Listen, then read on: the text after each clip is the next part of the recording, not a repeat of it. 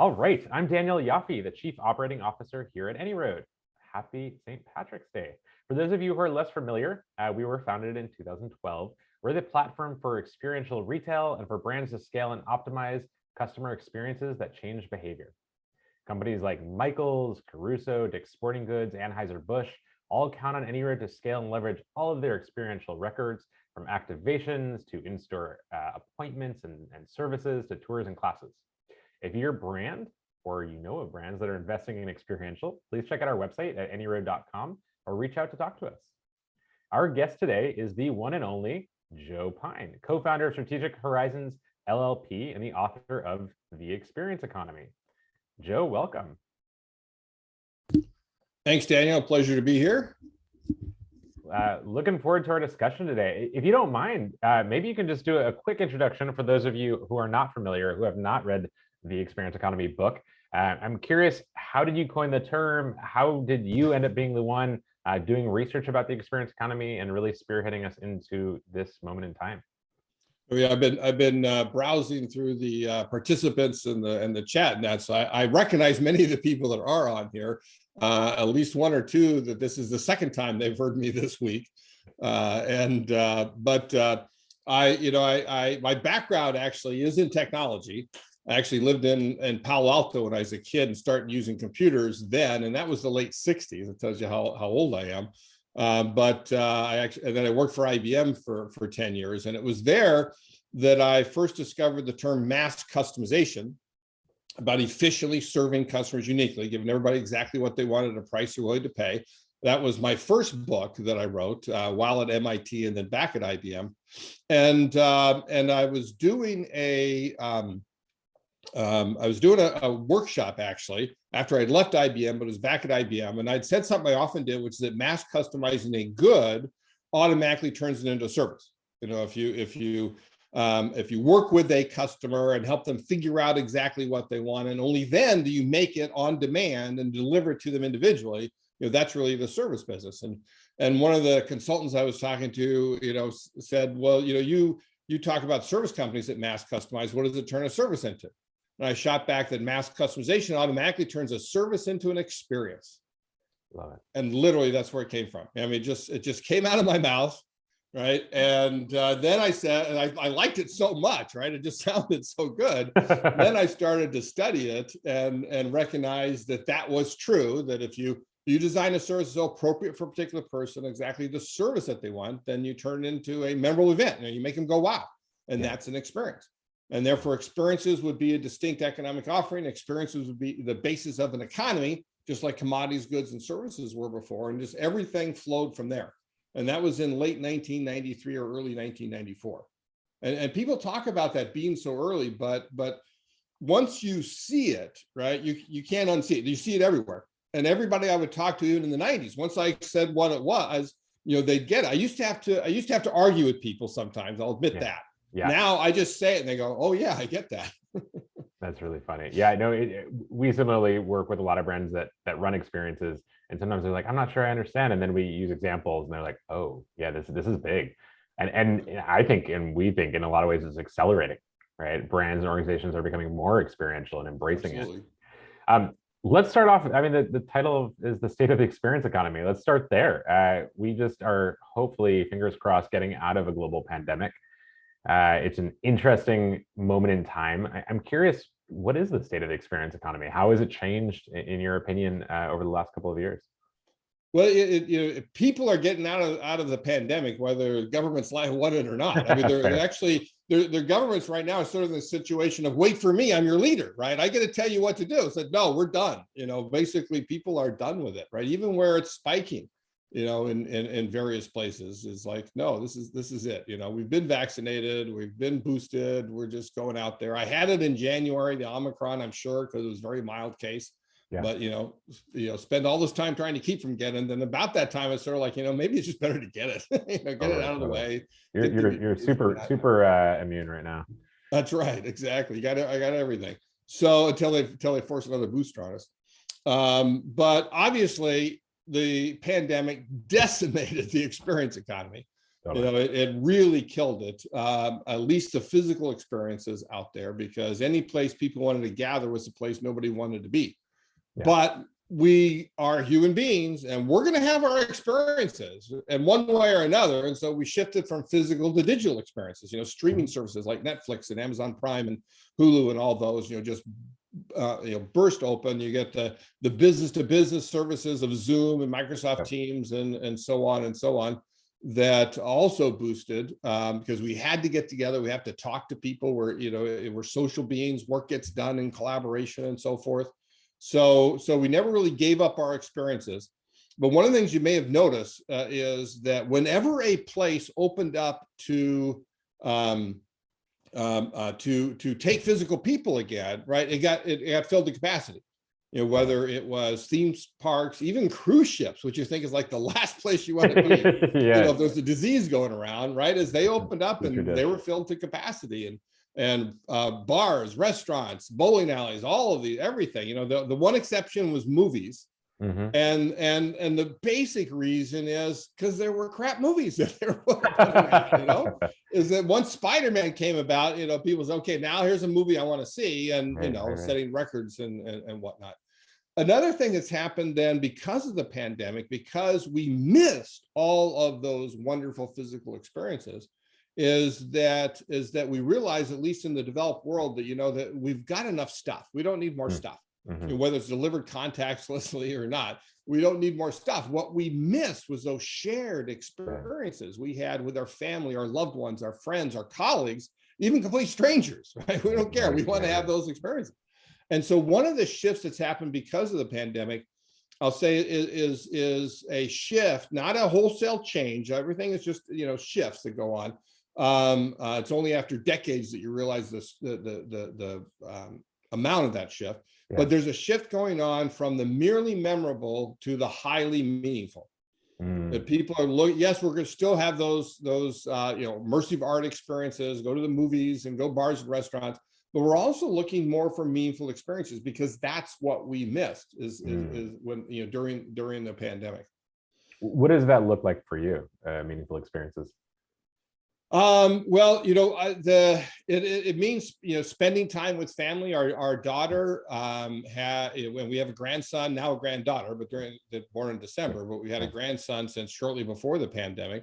And our daughter works in healthcare. She's a physician assistant, right? So she was very reticent about getting together. And we always, for my family, it's like we always have the families over to our house for major holidays, Thanksgiving, July 4th, Christmas, that. And we didn't do that for 2 years.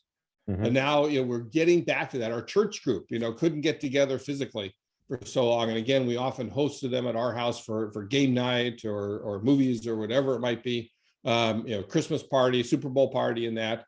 And those are the things that we missed. And so it's just sort of wonderful to get people back together again that couldn't meet at all. Love it. I love it. And my wife and I went to our first theater show recently. And what'd you see? Over at the Berkeley Rep. It was a really great show. I think it'll actually go on from here. So keep an eye. I'll have to get you the name of it. But okay, it was fantastic. And it was filled, of course, right? Everyone's right. It's Berkeley, so people are still wearing masks. And I just read an article, about somebody, Berkeley. Yes, I know what you mean. I read an article about somebody, I think it was in New York, that went to a play, right? And didn't realize that the theater said you had to still wear a mask, even though the city said you didn't have to wear any mask. And she felt really awkward about that, and said, like people were talking about, why are we wearing these stupid masks again? Like I said, we're done. whether the powers that be want to let us or not, we're done.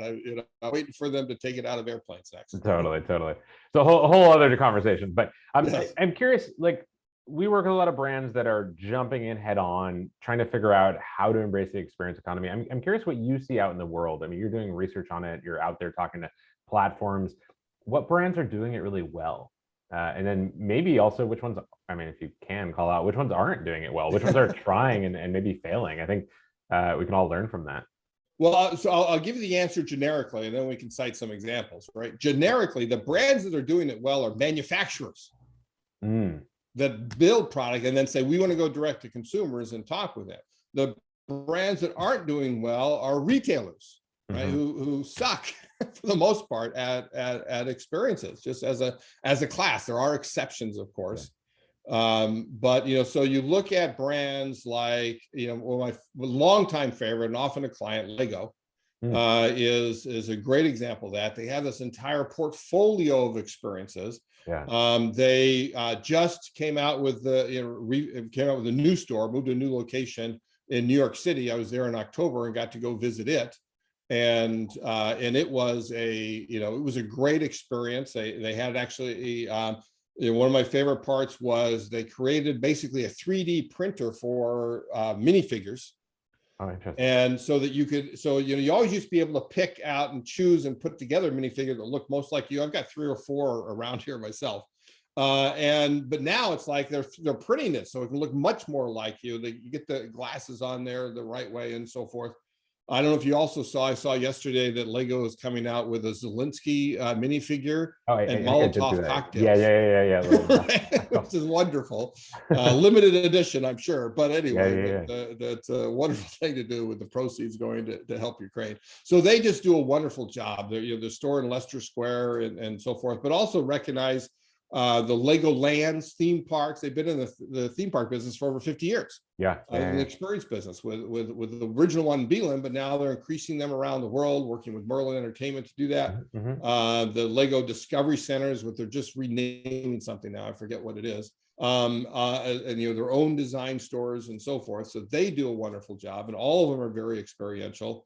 Long time, I've long said the best experience out there in retail is American Girl, right? The manufacturer of dolls that says we're going to go into physical retail and create American Girl doll stores with admission feed experiences in them. We're actually paying an admission to go to a theater production originally, to go to a cafe, to have the kids' hair done, a photo shoot, to get your picture in American Girl magazine and so forth. You look at Guinness and Heineken and pretty much every alcohol manufacturer in the world has wonderful experiences, generally in their home heritage, but often then extending out to different places. And I try to hit most of those that I can.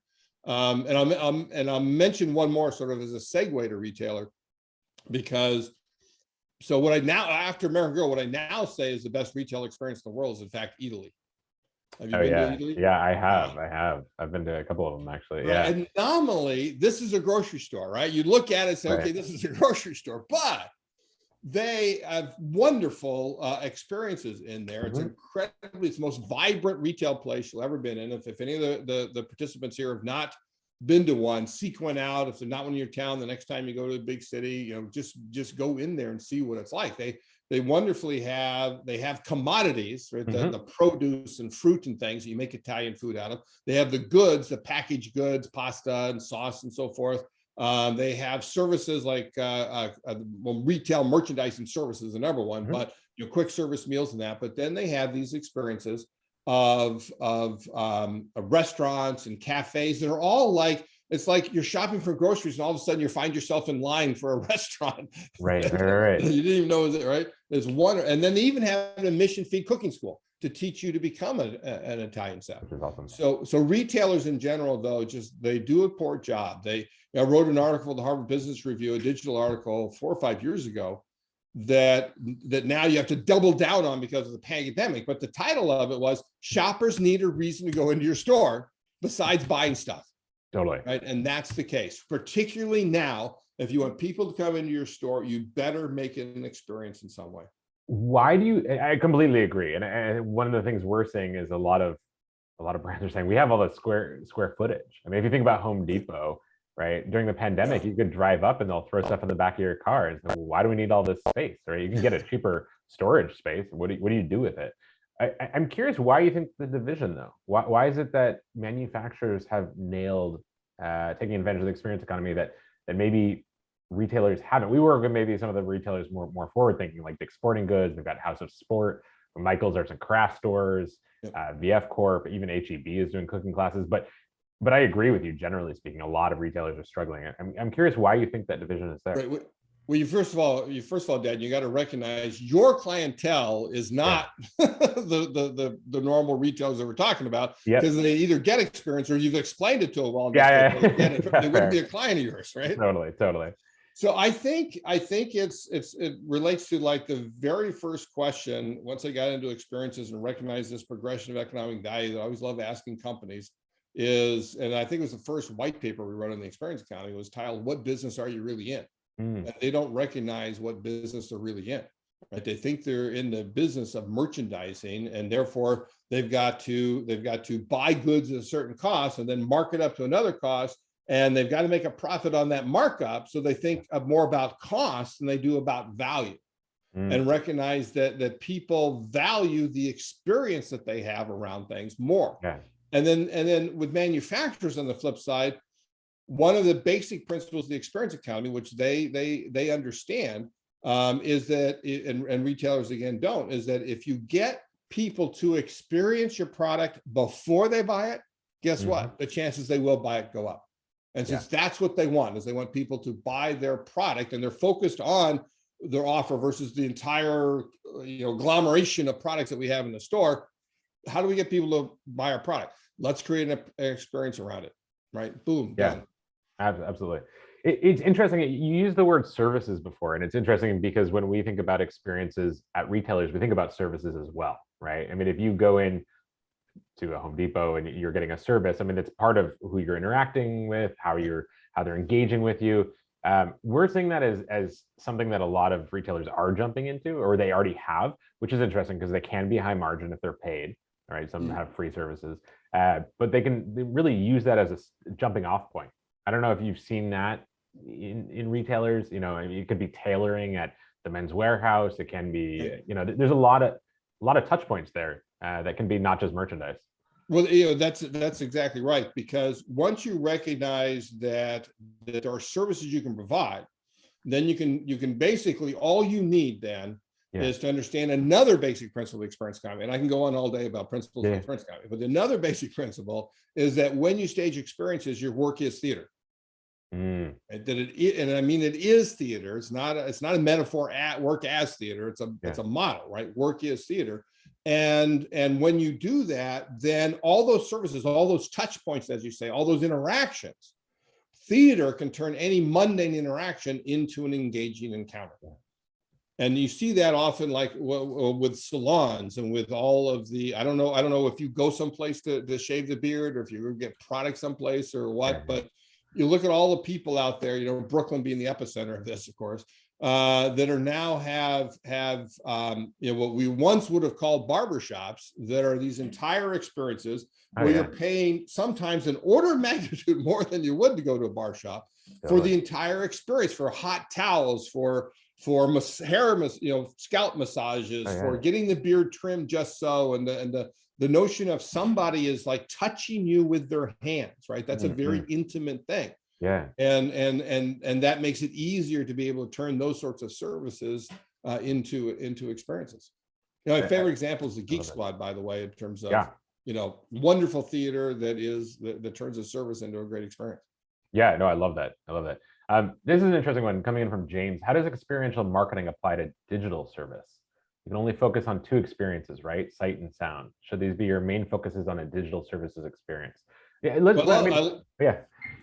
that James points out the senses, right? Sight and sound. And what I always say, because engaging all five senses is a key thing you want to do in physical experiences, but where you can't is in digital experiences. You can't engage, more than sight and sound, but you can evoke them. You can evoke them. And my favorite example here, and here's a company that you may think is a retailer, Lush, that provides an amazing experience in the stores, particularly the one in Oxford Street in London, where there's actually a spa that you pay admission fee to get a massage and so forth. But what I always say about Lush, if you haven't encountered them, is that you smell them before you see them. Right? They always leave the doors open, so that smell wafts out onto the street or into the mall hallway and that. So you have that sensory smell. We'll go to the Lush website. Well, what I make point is they are actually a manufacturer. We think of them as retailers. They're originally a supplier to the body shop. Oh, and yeah. they came up with this bath bomb idea, which is one of their biggest sellers, their original product. And Anita Roddick said, no, we don't want that in the store. He says, okay, we'll go make our own stores. And they went off this whole direction. So again, originally manufacturer, though we think of them as a retailer, they make their own products. And now I got to remember where I was. The digital experience is just right. So go to their website, though. You can practically smell their products. Yeah. Right. Particularly if you've had them before. Right? Yeah. You look. The photography is phenomenal on there. Yeah. That you can evoke that sense of smell in there. There are certainly websites and maybe some grocery stores and others. And I haven't actually. I'm trying to think of. I haven't looked closely at the Italy website. But there are ones where you can practically taste the product because of how it's presented and so forth. So that's one of the things to think about as you create a digital experience, is to evoke the senses. You still have the notion of theater. Mm-hmm. One of my favorite books in the world, somebody was asking me yesterday on LinkedIn, to make some recommendations for books. And the second one on the Experience Time, the second one I put up there was Computers as Theater by Brenda Laurel. And it's a wonderful book, originally published probably 20 years ago or more, and it was updated at one point. But it actually got me to understand theater overall, but because of the frameworks in it, and one of the key core components of it is time. I quote John Jurdy, that one of the first experience architects, where he says that experience design is the design of time. I love that. And that's what theater is. That's what experiences are. You design time. You design the time that people spend. That, and then what experiences do, again, theater terms, it has to have dramatic structure. Have to rise up to a climax and come back down again. Yeah. Well, do that with your digital experiences. The problem with most retail stores and most websites certainly is that here's the dramatic structure. Yeah. Right? They don't rise up and come back down again. Right. Think about how you design apps. You look at something like Candy Crush, right? Which has climax after climax, like it's like a serial in movie terms. But how do we design our apps to be engaging, to have dramatic structure, to celebrate success, for example, as a signature moment, where balloons go off and candy goes around, or whatever it might be, are things that we think, well, that we're a business. We don't do that. Well, whatever it might be, that may be extreme for you. How do you bring drama into it? I love that. That kind of feeds into what I wanted to get into, which is also measurement. We're in the business of bringing data to experiential.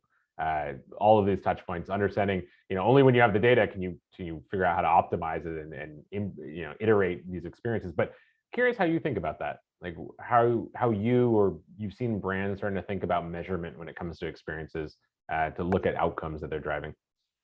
For the most part, they still do it poorly. Mm-hmm. They still have service measurements instead of experience measurements, and it gets back to time. Yeah. Right. If experiences are about time, in fact, the basic core distinction I draw between services and experiences are services are time well saved. Right. Do it better than I can, save you my time. So I can spend my time on experiences that I value. Save my time. Experiences are time well spent.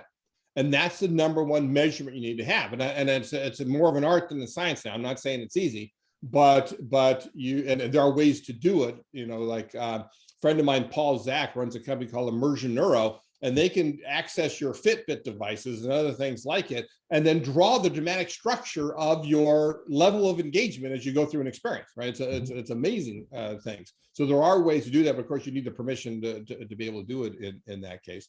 But you need to design time. Or measure time. So even if you haven't got to that point, at least stop making measurements that get in the way of time well spent.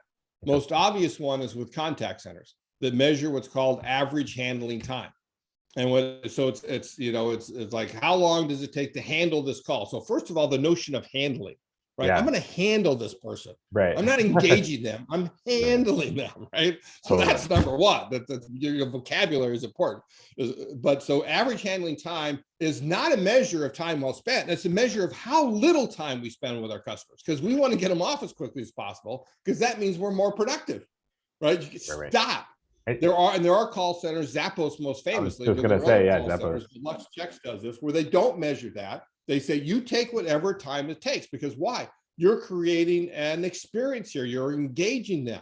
And so you want to do that in a way that they go, wow, right at the end of it, create that memorable event. They say, this is a company I like. This they did help me with my issue. They engaged me at the same time. I'm going to tell other people about it. So stop making those measurements. And the other thing, this relates to the digital experience. Yeah. Of that James, I think it was, had asked for earlier, is one of the things that I do tell retailers, if it's worth it, having a live person talk individually to a customer in a retail store, it's worth it having a live person talk to an individual a customer on your app or on your website.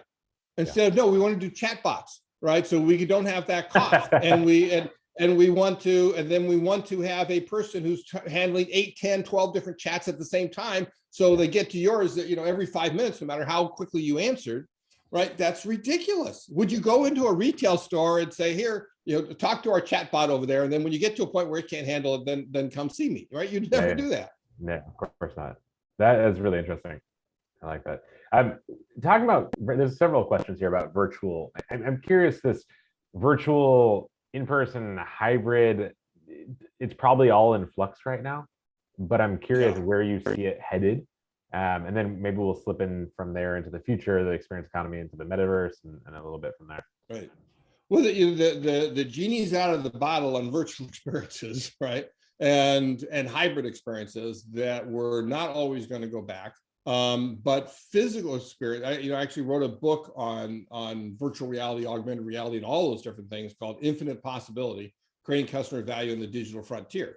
And one of the things I wrote right up front, though, is reality will now and forevermore provide the richest of experiences, right? It already engages 5 senses. You don't have to worry about simulating the other senses. It already comes in 3D. You've got this amazing, environments that you can put people in or create for people and so forth. But virtual technology, digital technology, allows us to do things that are simply not possible in reality. And the notion of hybrid experiences too are now there. I think hybrid experiences, at least for some industries, and particularly events, which like business events, conferences, and so forth, but also festivals and concerts, and anything that's sort of a live event-like thing where being there is an important thing. That I think people companies will now be able to make more money because of this. Because what you want to do is you want to charge that full admission fee for however many people want to come physically, right? Even if it's less because of the pandemic and so forth. But then you can still charge people to simulcast it at the same time. Totally. And one of the things you want to do there then is you want to add what I call Twitchification, right? Don't just show it to them on a screen. Let them get involved in social media. Let them talk to each other. Let other people be the commentators and talk about it, like Peyton and Eli Manning talking about football games, which people love to just watch them talk about the football games, or people like that on Twitch. Well, let's add that to the event. And you can get an order of magnitude or more people and make more money that way. And then you can also then slice and dice it and sell segments of it, whatever it might be, for a fee for people to watch asynchronously later, make more money on that. And then, of course, you also then want to take the highlights, put them on the free media on Instagram and YouTube and so forth. So people go, wow, I wish I had been there and I want to go to the next one. Yeah. Right? I think it's a wonderful model that we can now embrace. And guess what? Sports have been doing this model for decades. Yeah, that's what sports are, right? People pay to go in the stadium. Simultaneously, they can watch it on TV or on their app, right? When they're on their app, they're often talking and texting and so forth, right? That's an amazing analogy. And we're seeing a lot of brands doing that as well. It is funny also, there's the virtual based companies or NFT companies that are now hosting real life experiences, which is fascinating. Well, and you see that where you look at the Warby Parkers and the Bonobos and others too, and even Amazon, that recognize there's value in the physical and being able to experience a product before. Casper mattresses and Warby Parker glasses. I would be wary of buying a pair of glasses that I didn't actually get to put on my head and see what it looked like, and so forth. There are reasons to have physical stores and do it. Just make them an experience, not just merchandising. Right. We're seeing more and more stores do that, become experiential stores, I mean, you look at what REI is doing. There's a lot of companies out there, Nike, that don't actually have they have less and less merchandise in the store, Right. which is fascinating. So yeah, REI has always been a great experience in my mind, at least the flagship stores that they have. Nike Town originally, the original Nike Town, they have one in Portland and then one in Chicago. The original Nike Town in Chicago actually had ropes and a queue outside because so many people wanted to get in. And then you'd also have the effect of people are queuing. I must want to go queue for that. What is it, right? You get in line, then you figure out what it is. Totally.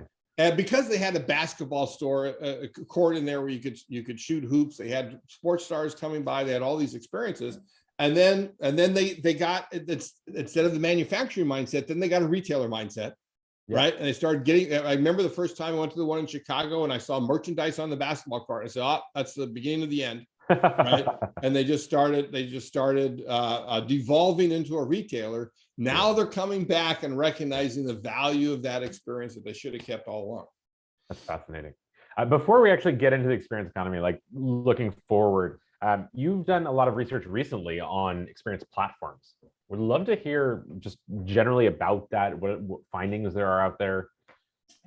Yeah, it's something that I noticed a number of years ago, that increasingly we see experience platforms out there. So, platforms have always been around the commodities, goods, services physically. Then they became digital platforms that really upped it, because now you're not limited by any physical limitation. You can interact with not just millions but billions of customers.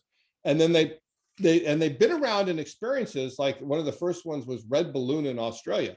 But basically, you would go on the site and say, okay, I can book a balloon ride. I can book something like dinner in the sky with a crane holding us up. I can book bungee jumping. All these things that you could book. But where it really started to take off, of course, was when Airbnb moved into that business. Where you could buy not just a sofa or a couch or a room or an entire house, but you could buy experiences that you want to have when you're staying on that sofa or in that room or in that house. Totally. And then that was in 2016. And that's when it sort of hit my radar. I mean, I always knew about them. I didn't think of them as a phenomenon. I said, okay, now there's something going on. Yeah. And particularly the notion of like, well, be a local in these places, because you're not staying at hotels. You're in the city center. You're staying in the residential areas, or around the city and so forth. Of course, they pivoted to digital experiences. Yep. Thanks to Airbnb and also Amazon Explore, which Amazon got into business as well. There were thousands, probably 10,000 or more small companies that were saved because they could create digital experiences. Totally. It's amazing benefit to the world that Airbnb did and Amazon Explorer did and others for that. So now you do increasingly see these experience platforms, and it's like every experience needs to sort of find its role to play. Do I want to become the platform for my clientele and so forth? Do I want to be part of somebody else's platform? Do I want to partner with people, take an ecosystem? Let's together create a platform. But more and more experiences will be sold on platforms, just as more and more goods and services are accessed via platforms as well. So it's something that people really need to look at. And there's not just transactional platforms, there are also operational platforms that really enhance the experience of any one place. Like originally, the first one really was the My Magic Plus from Disney, that resulted in the Magic Band that allowed you to really access a live platform while you're going around a park to get access to things, get fast pass through things and so forth. And Carnival, did them one better, actually probably 10 better, with their Ocean Medallion as an operational platform to access all of the experiences on a cruise ship. I love that. We're working with a lot of brands now that are opening up experience marketplaces under their own brand. Yeah. Right? So Michael's had a community classroom program where they enabled anybody in the community to actually teach classes all over the globe. Spun that online during COVID, of course. Yeah. And do you have any? I know you can't share company confidential data, but like I want to know, like, well, how's that going for them? How much of a difference did it make, particularly during the pandemic, when people go to virtual classes and not go in the store? Are there any things that they cite that about how it's gone? Yeah, it was lightning in a bottle for them. I mean, especially early on in the pandemic. I can't tell specifics, but they're still doing a lot of virtual classes. They saw, I mean, for brands that are doing virtual classes, it's top of the funnel, right? You don't have to live near a Michael's. You don't have to drive in. You don't have to spend time. They were also doing them free. They still are doing them free. And plug for michaels.com. But you can go on there and do a free class, which is great. So they're getting people who've never been to a Michael's or new to the brand. And of course, through our platform, measuring all of that, which classes are driving new consumers, that kind of thing. But it's really interesting. And we're seeing more of a trend of this. Purina was doing a marketplace for dog trainers. Right? You know, those, again, services and experiences together. So, right. And I think, you know, anything can be platformized, will be platformized at some point. You remind me too, you mentioned REI earlier. This is now from doing some work there 15, 20 years ago, but they would, because they were a catalog, right? And more people bought them and then originally catalog, then a website, of course. Yeah. And then, like you said, with Michael's, they know where they're at. They sign up for a class, they know where they're at.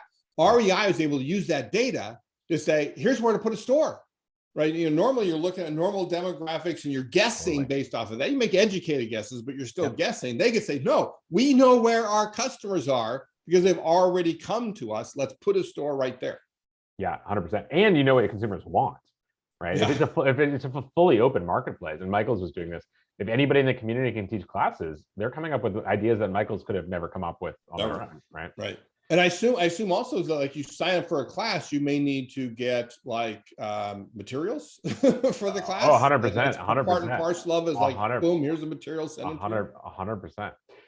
We okay. Oh my God, we're already at 5 minutes left, so we'll do some rapid fire, and maybe if we can steal a couple more minutes of your time, we'll go a little bit over. Future of the experience economy. I'm always curious. Not only the next few years when the world gets into some sort of whatever normal is now, I also like 30 years from now. I mean, does the metaverse, is it BS?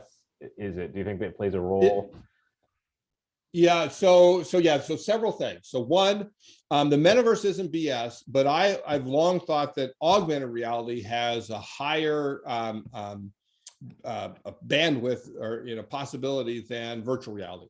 Yeah. Right. That getting people out into the real world, things like Pokemon Go, which actually I call alternate reality, but getting people out in the real world, right? Exercising, actually moving around, and then instantiating your brand, and then all these other brands paying you, right, to be part of that, right? That's a great model. Augmented reality, where you're really fusing the real and the virtual, I think is the biggest thing out there. But virtual reality will get bigger because again, there are things you cannot do in reality. You know, like most of us can't fly into space. Most of us can't. You know, I'm thinking of that kite jumping stuff that they do. You know, there's now virtual experiences that, going to other worlds and being other beings and so forth. You can't do that easily in the real world, and that allows us. So that's a key thing.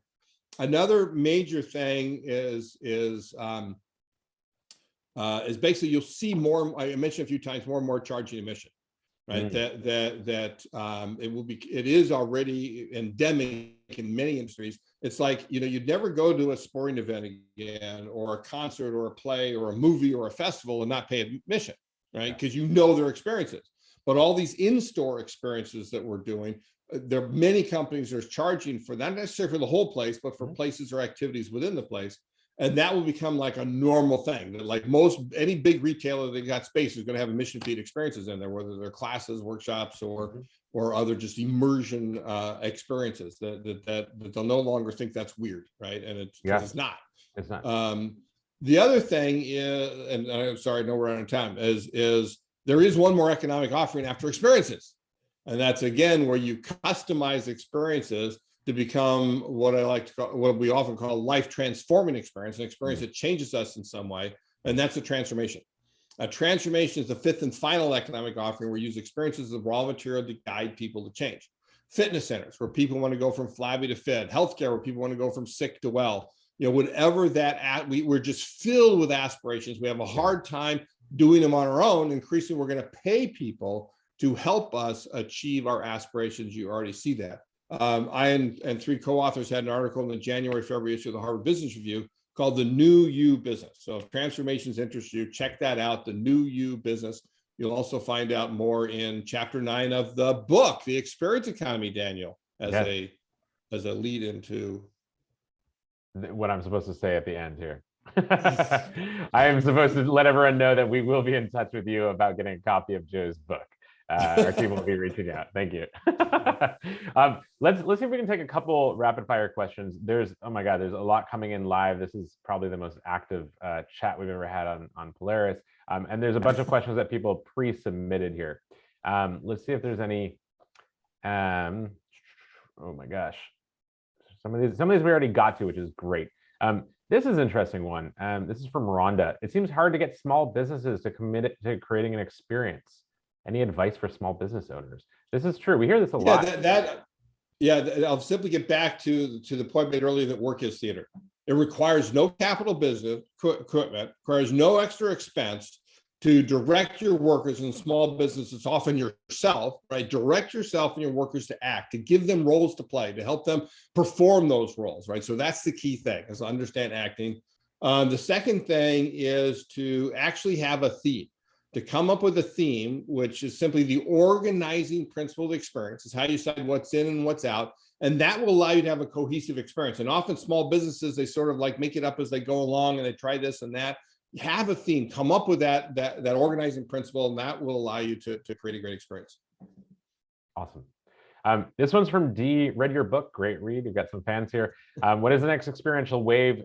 But this part is actually the most interesting. If we move to the metaverse experiences, how will this affect consumer relationships with brands?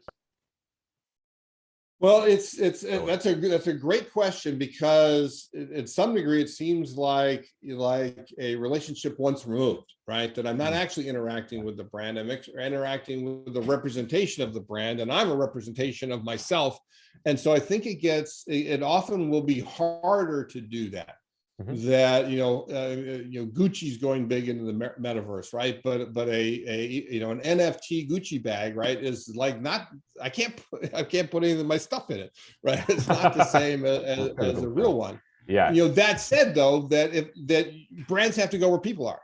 And if people are spending time in the metaverse, well, then absolutely you have to be there. But ideally, what you want to do it is in a way that connects to a real live a place and or offering that you have, that there's a relationship between the NFT or the metaverse place and what you're doing in the real world and what people can buy from you. So often we also create these, it reminds me back at Second Life, times. If Totally. Where brands create these beautiful places and then never put anybody there. So there's nobody to talk to about it. And you have to connect that to what you're actually, offering to people, why they should be coming to you in the first place. Yeah, no, I love that. It's interesting. We were talking about Vince, who's the founder of Meow Wolf. I am doing a Polaris with him coming up next month. Shout out! You can register now on our website. But he talks about the metaverse. He's like, we're already in the beginning of the metaverse, right? Which is really interesting. And the concept is not Second Life. It's not just like the next Second Life wave. It is this blended hybrid where maybe you could be at a distillery and engaging with something through AR and buy something with that AR and it's shipped to your house. I mean, that is that blending of real and not real. Well, and even you can think about Meow Wolf as a physical metaverse, right? In other words, they created this environment that does not exist anywhere in the real world. It's unlike anything you'll ever experience. And you go in there, you're in a virtual world. It's a physical virtual world, but it's a virtual world. Yeah, it's amazing. He explains it as a substance-free psychedelic experience. Yeah. We'll dive into that though on the next part. I'm not so sure about the substance-free part, but go ahead. Fair. We are out of time. So I want to just, I love to ask our guests, from your advice about the experience economy, if I'm a brand, just parting wisdom from the man who coined it all. I would say if you're a brand, recognize that you should become a brand known for the experiences that you create, not just for your physical offering, right? That becomes an element of the experience. It's better to have what you sell today as memorabilia for the experiences you create than to try to sell them in and of themselves. So be in the experience business is the basic rule. I love that. Are there any do you believe that for all brands, or are there brands that fall outside of that, or is that an aspirational goal for? every time I've said there are exceptions, somebody's always pointed out to me why. So I'll just go out on the limb and say no exceptions. Perfect. Awesome. Joe, thank you so much for joining us today. Thank you to everyone who joined and everyone who listens to this on our podcast and for future episodes. Really appreciate it. Have a wonderful rest of your day. We'll see you again soon. Cheers. Thanks, Daniel. Thanks. Bye.